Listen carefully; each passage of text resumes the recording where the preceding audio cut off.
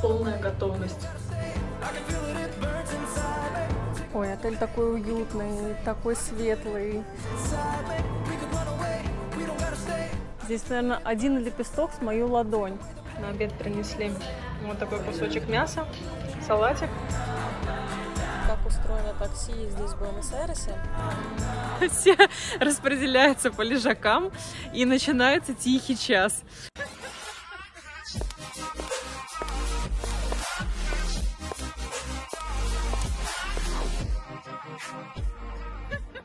Где? Где же спасаться от жары? Давайте разберемся. Этот выпуск выходит в самый разгар лета. Лето в Буэнос-Айресе жаркое и влажное. Начинается 21 декабря и заканчивается 21 марта. Температура обычно превышает 30 градусов по Цельсию, что делает этот сезон идеальным для посещения городских пляжей и бассейнов. Плывем? Это время, когда город становится наиболее оживленным, с множеством фестивалей и мероприятий на открытом воздухе. Средняя летняя температура в Буэнос-Айресе от 25 до 30 градусов. Однако в январе 2013 года в Буэнос-Айресе в течение нескольких дней наблюдалась чрезвычайно высокая температура. 24 января 2013 года температура достигла 41,6 градуса по Цельсию, установив небывалый рекорд. Периодически в летнее время в Буэнос-Айресе могут наблюдаться сильные грозы с сильным ветром, градом и проливным дождем. Вы меня спросите, ну а что вообще меняется в городе в летний период? Ну, во-первых, из-за высоких дневных температур многие люди предпочитают заниматься активным отдыхом на свежем воздухе, например, гулять, обедать или общаться в дневные и вечерние часы, когда температура более терпима. Во-вторых, становятся популярными водные развлечения. Многие аргентинцы ищут убежище в бассейнах, реках или пляжах, чтобы насладиться водой и освежиться. Очевидно, что районы с доступом к воде особенно популярны в жаркие дни. В-третьих, повышается потребление мороженого. Мороженое – вкусный способ справиться с жарой в Аргентине. Ну и, конечно же, лето – это время каникул. Летний сезон отмечает период отпусков и каникул в Аргентине. Многие люди используют это время для поездок по туристическим направлениям, особенно на пляжи Атлантического океана или в горные регионы. Опрос на летний сезон 2024 года выявил 3 ключевых данных. 52% аргентинцев не поедут в отпуск. 16,5% отметили, что не уверены. И только 31% подтвердили, что обязательно куда-то отправятся в путешествие. На самом деле, по сравнению с сезоном 2022-2023 годов, статистика не сильно поменялась. Всего лишь на 3% увеличилось количество тех, кто не поедет в отпуск. Их стало 48%. Зато на 31% увеличилось число тех, кто все-таки отправился в отпуск в этом году. Давайте посмотрим, за счет каких средств аргентинцы отправятся в отпуска. 47% профинансируют расходы на поездку за счет своих сбережений. Больше 15% за счет ежемесячного дохода. 6,5% планируют расплатиться кредитной картой. 5,4% решили получить кредит. 3% воспользуются бонусом. Почти 22% заявили, что будут использовать комбинацию нескольких финансовых вариантов. Давайте посмотрим, куда же отправились аргентинцы в отпуск. 75% аргентинцев будут отдыхать внутри страны. В этом смысле Атлантическое побережье было предпочтительным выбором. Это Мар-дель-Плата, Пинамар, Карело. Кстати, если вы не видели мой выпуск с Атлантического побережья, то он сейчас появится всплывающей ссылкой. Итак, вернемся к статистике.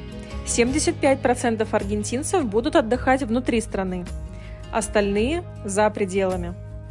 И из тех, кто отдыхает за рубежом, Бразилию выбрали 27%, Европу – 20%, Центральную Америку – 13%, Уругвай – 10%.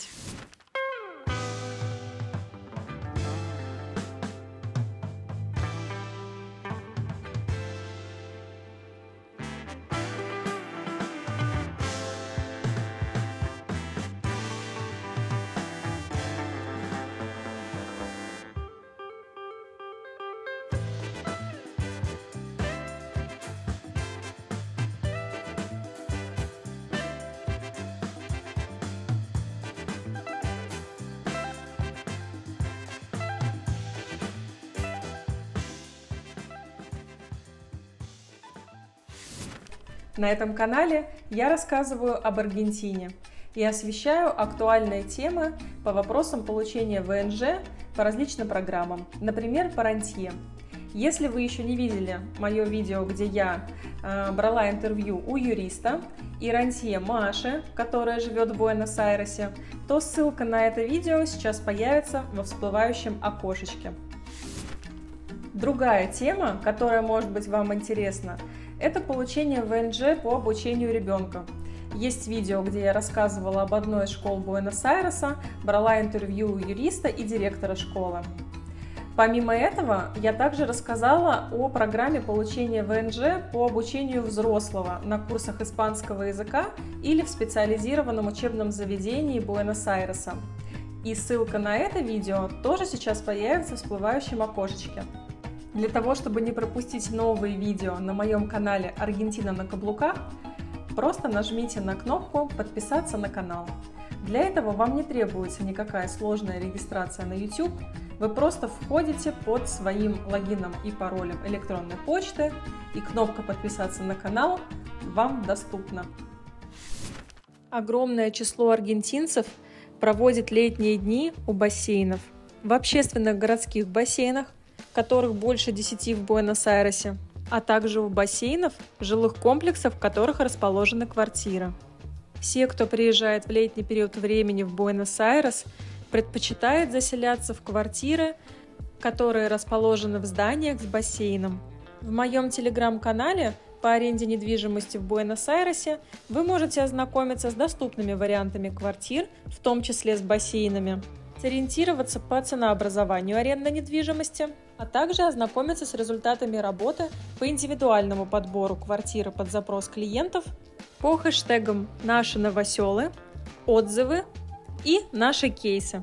Совершенно точно летнюю жару можно с комфортом пережить внутри Буэнос-Айреса, находясь у бассейнов и в парках, которых в Буэнос-Айресе огромное количество. Но если вы хотите сменить обстановку, уехать еще ближе к природе, то северное направление Зона Норте открывает возможности для отдыха вдали от города. Я люблю отдыхать в районе Тигры. До Тигры можно добраться несколькими способами: на собственном автомобиле, на такси или на электричке. Хочу чуть-чуть рассказать, как устроено такси здесь в Буэнос-Айресе. Во-первых, здесь прекрасно передвигаются такси со счетчиком, который можно ловить с руки. То есть выходишь на улицу, протягиваешь руку, ждешь такси, где в правом верхнем углу водителя будет гореть табличка «Либре». Это значит, что она свободная. В случае, если она не горит, то, возможно, внутри находится пассажир, либо же такси выдвигается на следующую свою точку, на заявку по приложению, потому что эти же желтые такси, они также участвуют в программе лояльности Didi. Вот, то есть они точно так же работают по приложениям и выезжают на заявки в случае, если они оформлены в какую-то, в общем, такое диджитальное приложение, также работают.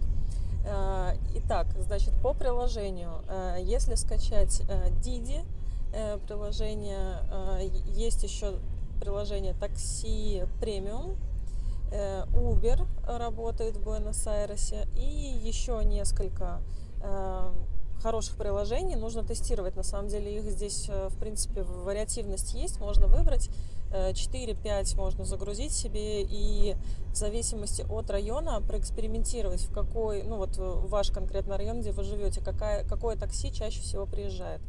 Я заметила, что очень сильно зависит от района, и в Палермо это одни чаще приезжают такси быстрее, то есть их не нужно ждать, они там буквально там через 3-4 минуты уже будут у двери.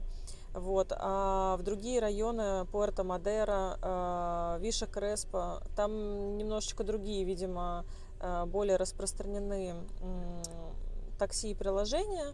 Вот, возможно, это связано с таксопарком, который находится тоже в этих районах. Но эту специфику я как бы сейчас могу только догадываться.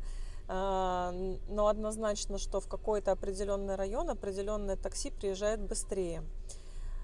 Вот. И, соответственно, по приложениям можно эти такси вызвать. Для этого вам не нужен ДНИ, вы можете находиться в статусе юриста. Не обязательно привязывать банковскую карточку, что тоже является плюсом. И можно выбрать функцию оплаты за наличные и рассчитываться наличными с водителями такси. Что еще важно знать? Важно знать, что бывают случаи, когда таксист принимает заявку, но при этом в конце поездки спрашивают вас, как вы хотите оплачивать по приложению или по счетчику, потому что он параллельно включает еще счетчик.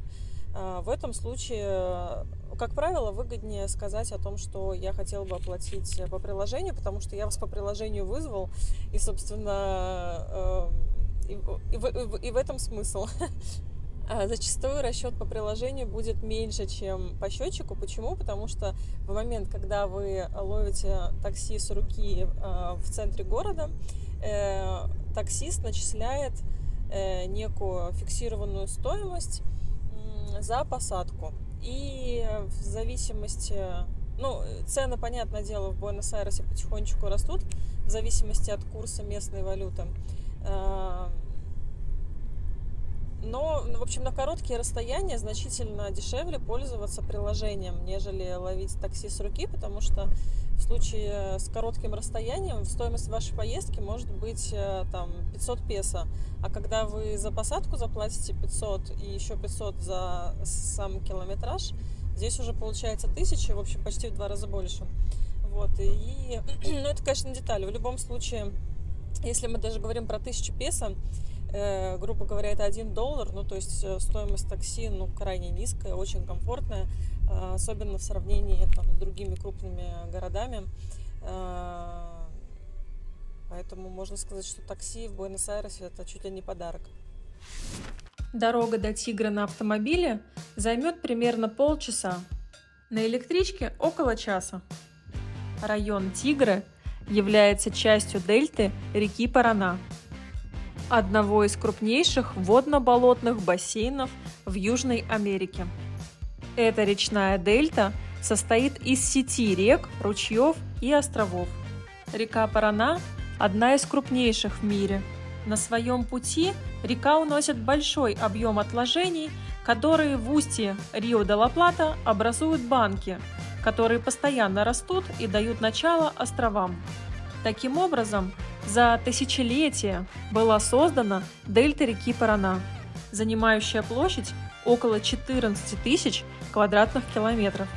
Между прочим, это 5-й по величине на всей планете и 3-й по величине в Южной Америке, самый населенный и, к сожалению, наиболее пострадавший от деятельности человека. Итак, дельта Тигры – это примерно 350 рек и ручьев. Это дом для разнообразной флоры и фауны. Реки и ручьи Тигры окружены водной растительностью, такой как тростник, рогоз, лилии и различные водные растения. Вблизи водостоков можно часто встретить прибрежные леса с деревьями такими как ива, тополь, ольха, сейбо. Район богат водоплавающими птицами. Можно наблюдать за цаплями, утками, бакланами и другими видами птиц, обитающими на водно-болотных угодьях и водоемах. Здесь много рептилий, ящериц, черепах и змей, большое количество выдр и капибар. А еще встречаются болотный олень. В некоторых районах региона можно встретить болотного оленя, то есть тот вид, который приспособлен к водной среде. В этом районе широко развит речной транспорт.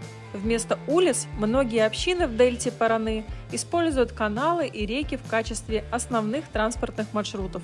Лодки необходимы для передвижения в регионе. Дома на островах обязательно строят на сваях, чтобы защититься от сезонных наводнений. В районе Тигры более 280 видов отелей и домиков для отдыха. Один из них – Вилла Виктория. Это один из старейших и величественных отелей в историческом центре Тигры. Сады и удобства были сохранены с течением времени, создавая уникальный уголок в самом сердце Тигре. Номера были отремонтированы и адаптированы к ожиданиям современных путешественников, а эстетика залов и галерей напоминает об элегантности старых времен. Стоимость номеров начинается от $65. Еще этот отель можно посетить по программе одного дня, и будет стоить это примерно 30 тысяч песо на одного человека. По текущему курсу это примерно 2800 рублей. Парадный вход в отель — это вот такие вот железные двери. И попадаем сразу к главному зданию отеля. Вход в отель через темно-зеленые двери. Сразу попадаем в такую вот очень красивую зону. И на ресепшн. Смотрите, какой прекрасный пастор алеман нас ждет здесь на ресепшн. Охраняет территорию. Здесь зал для мероприятий.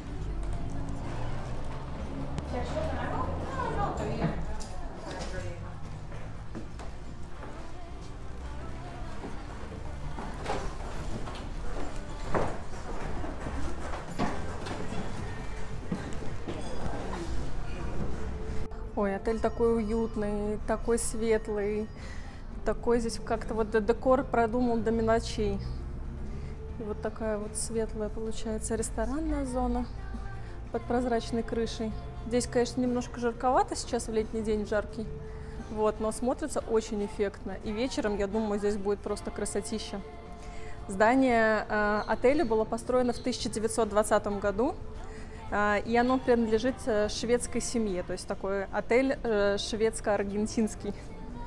Такое самое лучшее сочетание культур Швеции и Аргентины. На обед принесли вот такой кусочек мяса, салатик. Салатик можно заправить маслицем.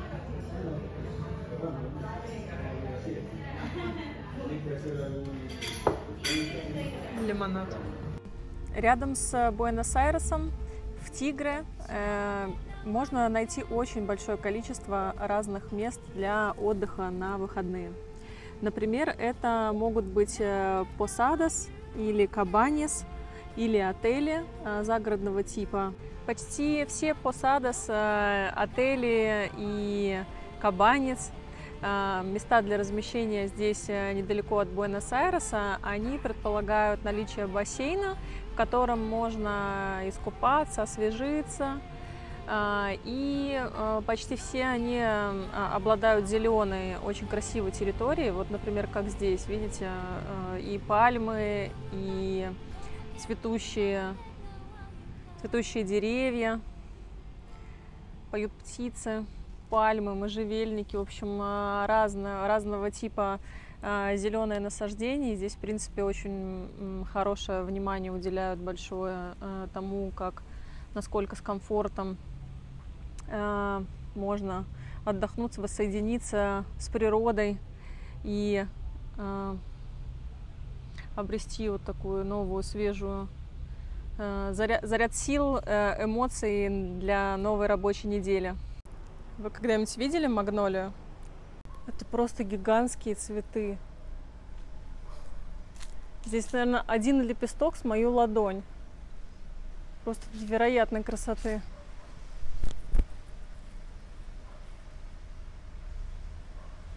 Остановиться в Посадос можно на один день без ночевки, можно на ночь или на несколько дней, на выходные.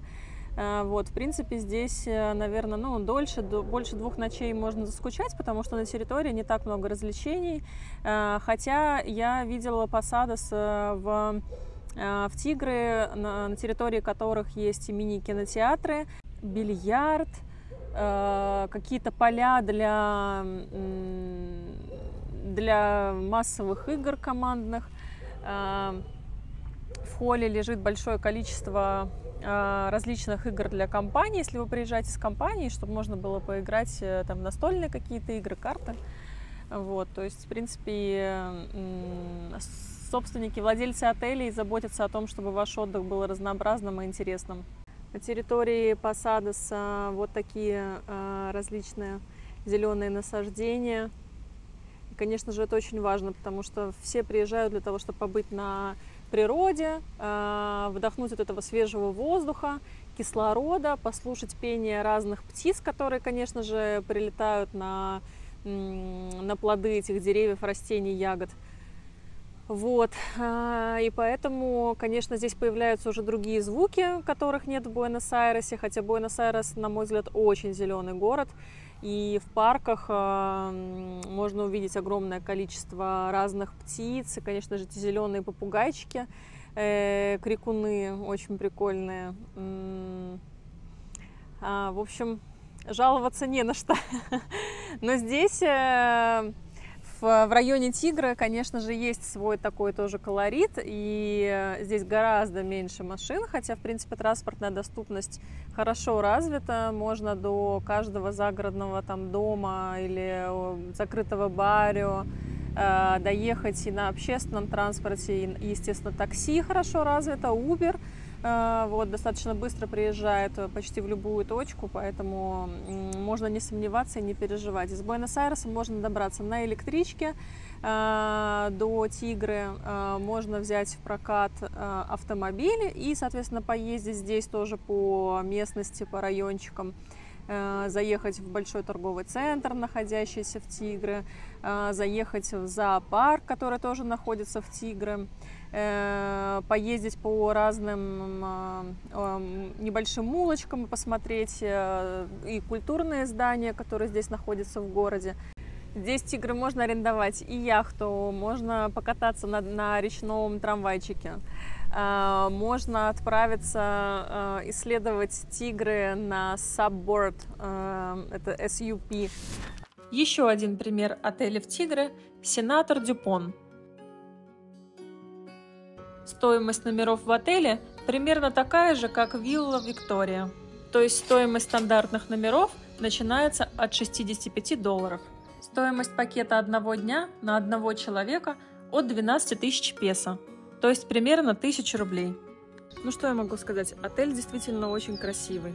Здесь очень большая территория, он расположен на 3 островах, и гости отеля могут прогуливаться по всей территории этих 3 островов. Огромные лужайки, ухоженные, подстриженные, большое количество растительности, разные плодовые деревья, очень красивые ландшафтные решения, красивые деревья с цветущими растениями высажены. Благоустроенная очень территория, и по ней приятно прогуливаться и здесь проводить время. Свежий воздух, вот эти вот птицы, которые здесь поют, вы, наверное, сейчас слышите их. Тишина, то есть просто, конечно, ощущение того, что находишься на какой-то вот в экозоне, ни единого шума цивилизации, иногда проносятся лодки моторные, поэтому чуть-чуть доносятся звуки мотора, но тоже изредка. Отель находится не в самой активной зоне движения транспортных средств, таких как лодки, яхты, скутеры, водные мотоциклы и прочее. Поэтому здесь, конечно, довольно тихо. Здесь есть вот в этих островах, то есть получается, так как он располагается на этих 3 островах, то есть возможность распределиться гостям отеля. То есть и здесь, в принципе, отель тоже расположен не только вот в том здании красивом, которое находится позади меня, но здесь еще есть несколько построек, и, соответственно, все гости распределяются вот по этой большой-большой территории. Но все они могут находиться одновременно, то есть прогуливаться и находить себе там развлечения, места комфортные для пребывания на всей территории этого комплекса. Что еще интересно, это то, что здесь есть несколько бассейнов. Один бассейн располагается прямо у ресторана. Ресторан достаточно большое количество столиков, хорошее обслуживание, быстро приносят еду, еда вся домашняя, кухня тоже открытая, в принципе, ее видно. Видно, в каком состоянии повара, да, официанты, то есть все это в открытом доступе, и можно убедиться в том, что еда приготовлена прямо здесь сейчас и все свежее. Порции большие, меню достаточно разнообразное, есть и мясо, и рыба, и салаты, и десерты, и достаточно большая винная карта, карта коктейлей, делают свежевыжатые соки, безалкогольные напитки, поэтому ну, действительно хорошее очень обслуживание, и ресторан мне понравился. Ресторан очень уютный, там играет музыка, такая приятная атмосфера царит.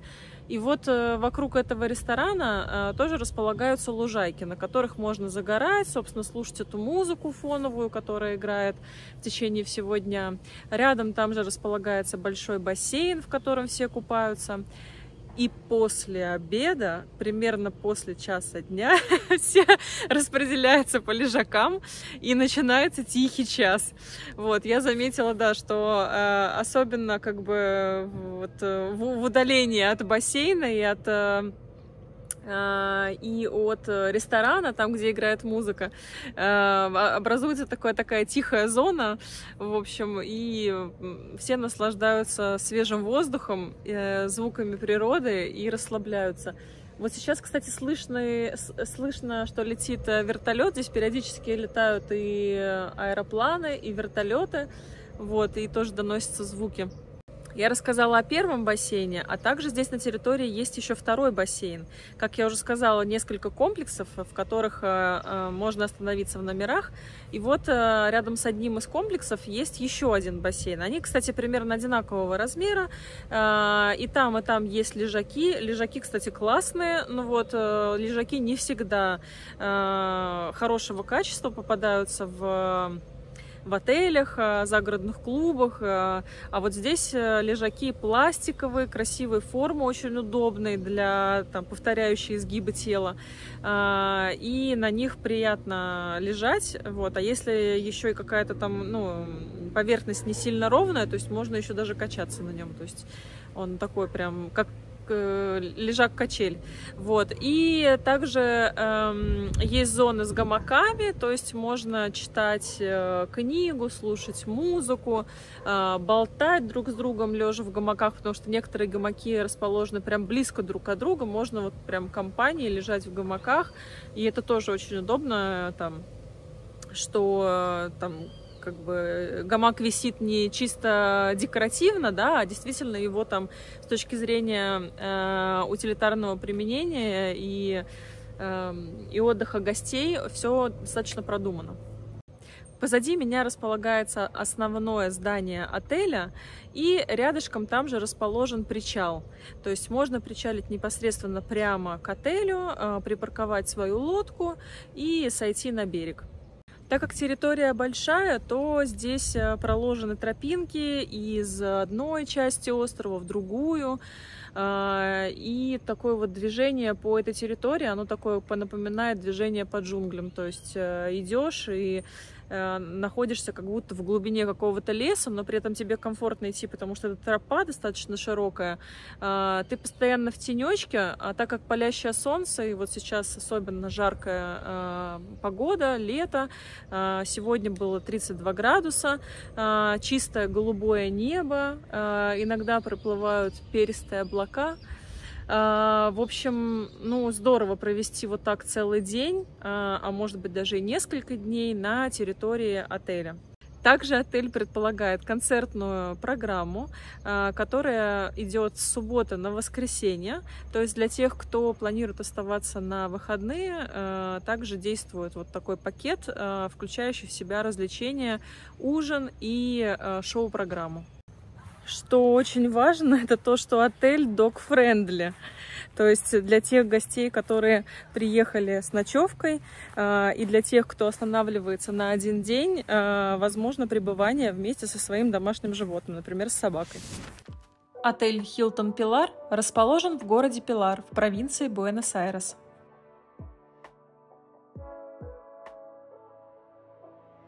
Отель известен как роскошный, предлагающий высококачественные удобства и услуги. Номерной фонд отеля – это 171 номер, среди которых выделяется президентский люкс. На территории площадью 175 гектаров находится знаменитое поле для гольфа на 27 лунок. Для его строительства потребовалось инвестиций в размере $50 миллионов США. Это одно из лучших полей для гольфа в Аргентине. Тщательная дренажная система обеспечивает правильный отвод воды, что затрудняет закрытие корта из-за дождя, даже продолжительного или проливного. Стоимость номеров в отеле стартует от $180 за ночь, то есть от 16 тысяч рублей.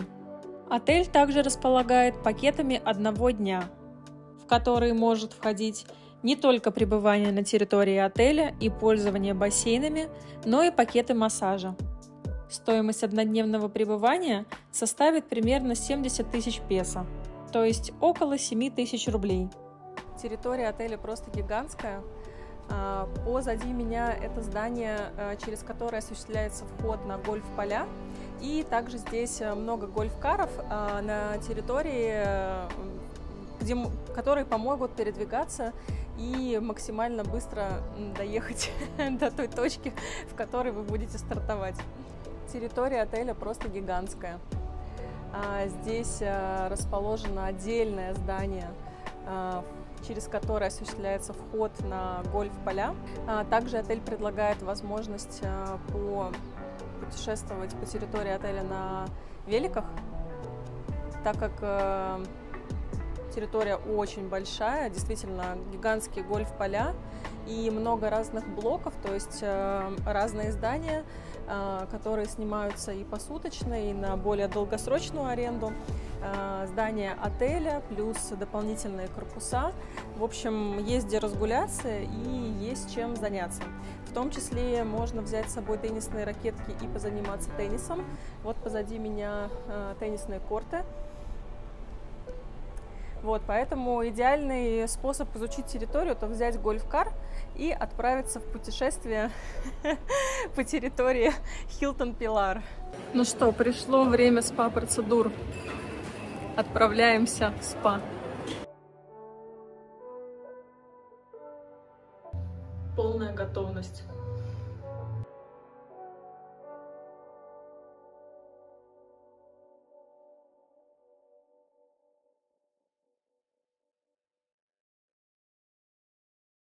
Лицо счастливого человека, который только что вышел с массажа. Мне предложили выбор зоны для массажа либо ноги, либо же спина. И также после этого было предложено уход за лицом, маски, скрабы и массаж лица. Вот, в общей сложности массаж длился где-то в районе 50 минут. Первая часть была посвящена той зоне, которую предложено было выбрать, и вторая – это массаж лица и уходовые процедуры за лицом. Ой, это было чудесно. Удалось отдохнуть, удалось прочувствовать эти нежные профессиональные прикосновения массажиста. Использовалась ароматная косметика, и это такая была совокупность ароматерапии и массажа. Играла приятная музыка, и, в общем, я полностью насладилась этой процедурой. Поэтому теперь, отдохнувшая, могу перемещаться в сторону бассейна. У бассейна, конечно, чудесная здесь обстановка. И рядом с природой, вот меня окружают зеленые лужайки, поля. Здесь живут утки, летают птицы, бабочки. Мне очень нравится территория отеля. Она, конечно, продумана вся до мелочей.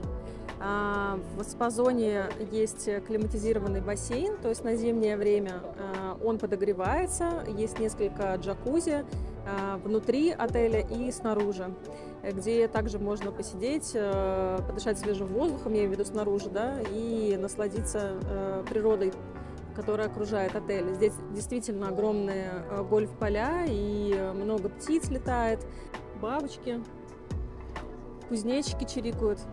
Вот, поэтому так на свежем воздухе отдохнуть тоже, мне кажется, здорово.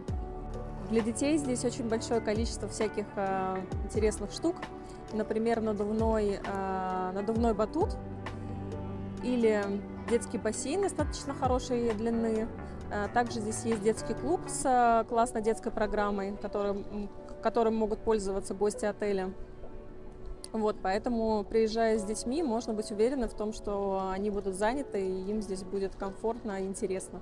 На территории отеля несколько ресторанов. Это лобби-бар и итальянский ресторан.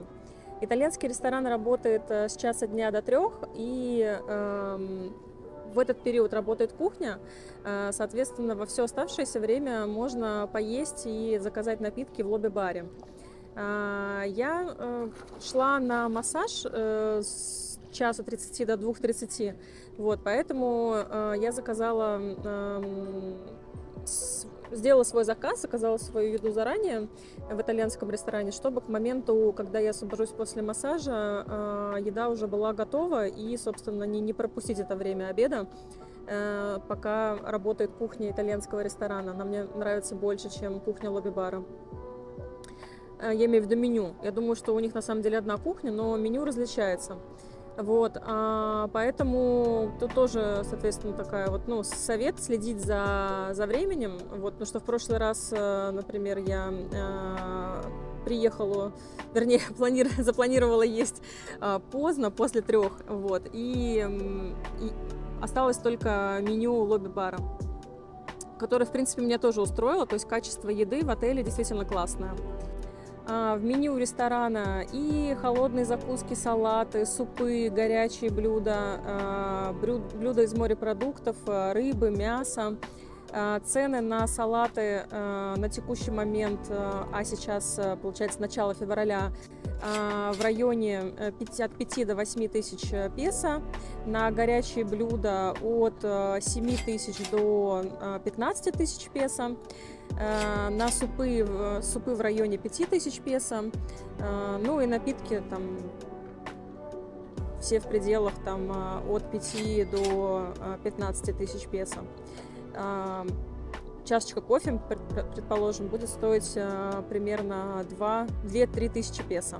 На территории отеля классный Wi-Fi, поэтому если вы приезжаете в будний день и вам нужно поработать, то, в принципе, здесь Wi-Fi позволяет комфортно себя ощущать и у бассейна, и в любой другой точке отеля, и работать одновременно, отдыхая в тенечке у бассейна.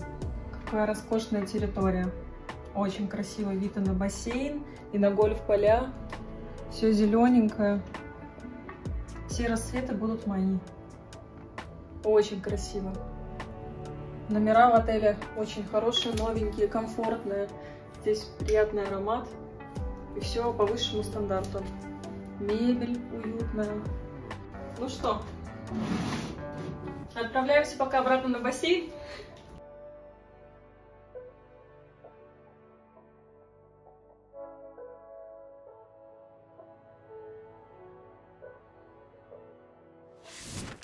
В этом видео я рассказала о ближайших локациях, куда можно отправиться из Буэнос-Айреса для того, чтобы провести летний день у воды. Если вам понравилось это видео, пожалуйста, поставьте лайк. Задавайте свои вопросы в комментариях. Я их регулярно просматриваю и обязательно отвечу. До новых встреч!